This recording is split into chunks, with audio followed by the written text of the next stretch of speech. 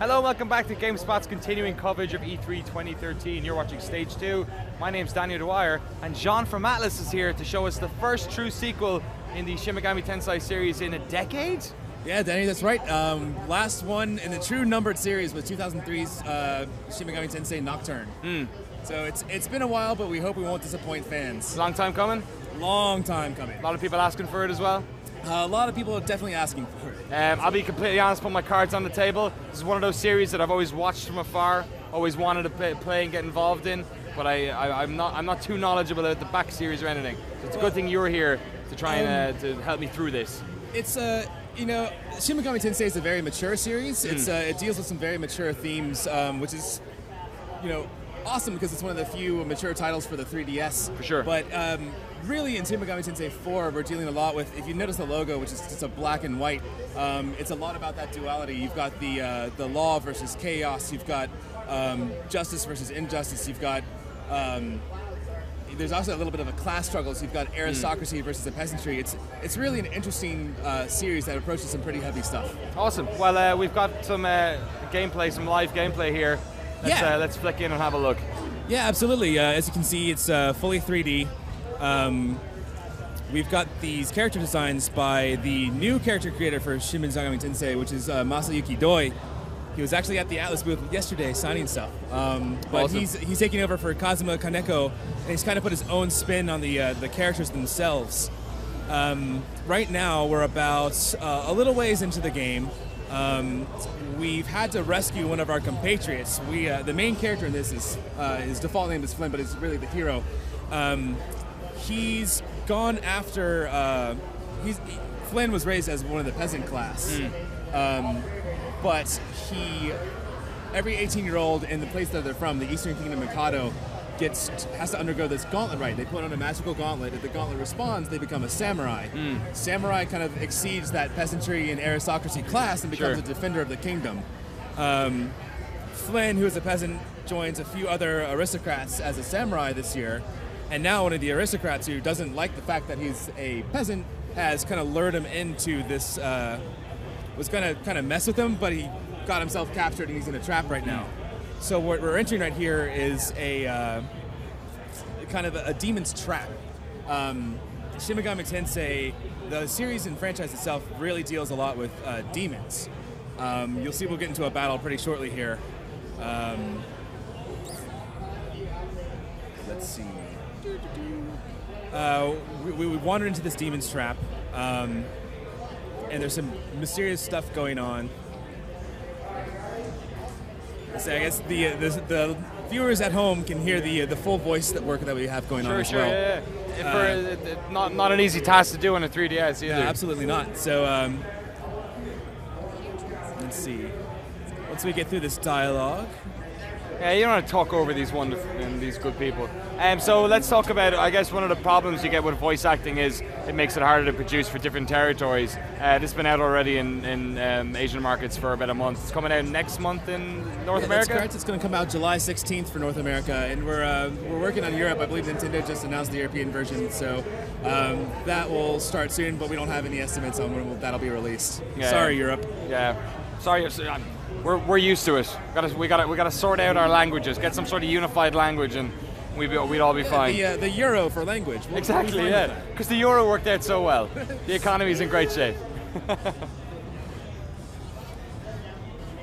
yeah, just some backstory. The game takes place in the Eastern Kingdom Mikado. The year is 1492. It's this very peaceful, serene world, but the samurai, they're chosen to go down into Naraku Tower, and they quickly learn that Naraku Tower is infested with demons, and that's who we're currently fighting right now. So give an explanation as to what's going on the screen here. Yeah, it's turn-based first-person combat, which is very, very familiar to anyone who's played the SMT series before. You can see up in the top right corner we have icons, and those are for player turns. One thing that we brought back in SMT4 is the press turn system. If you exploit the weaknesses of a demon, so let's see, I believe the one on the left is weak to fire. Okay. So if we cast a fire spell on that, oh my sorry, God! No, it's weak to lightning. It's some sort of antlion. Lion. Antlion. I get it. Thing. I get it. If we cast a lightning spell on it, it'll be weak to it, so we will basically get an extra turn. Cool. So that's how you kind of have to exploit weaknesses, chain together turns, or else combat's going to be very difficult for you.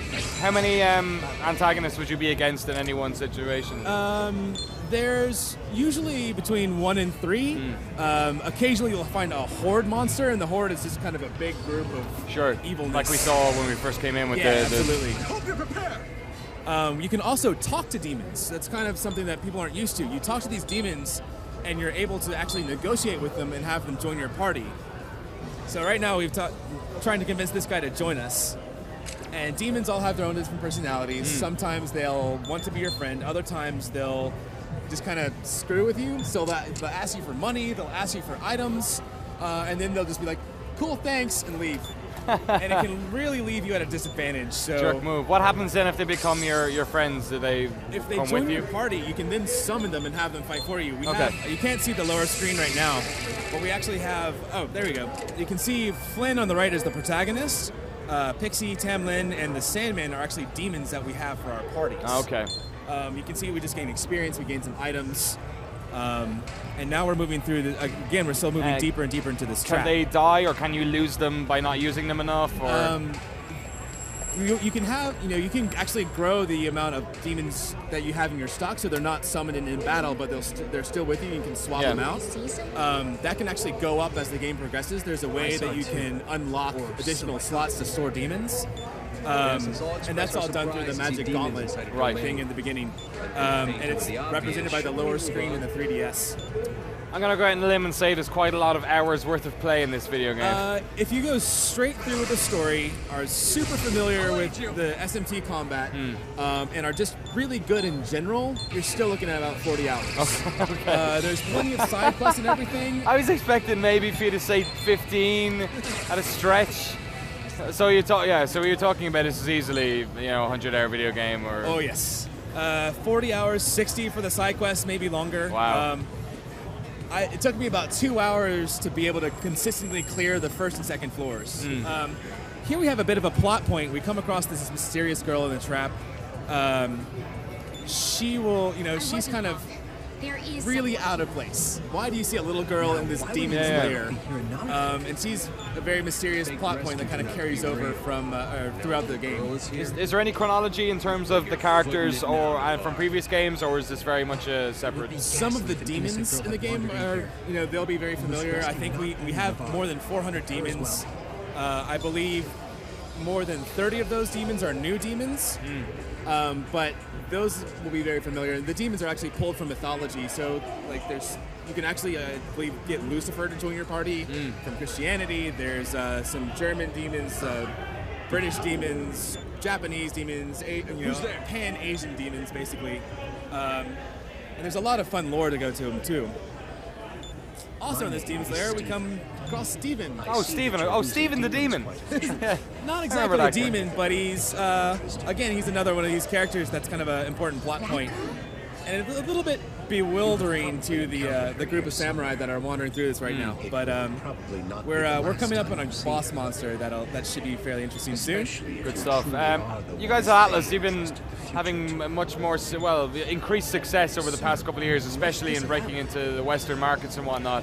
Yeah, another big series for us is the Etrian Odyssey series. It's this same kind of first-person dungeon crawling. A little bit, it's thematically different than the SMT series, but again, Etrian's been a growing series for Atlas.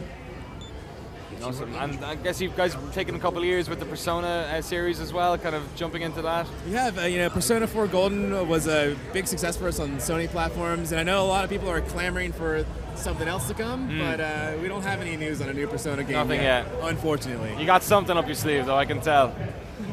I don't know about that.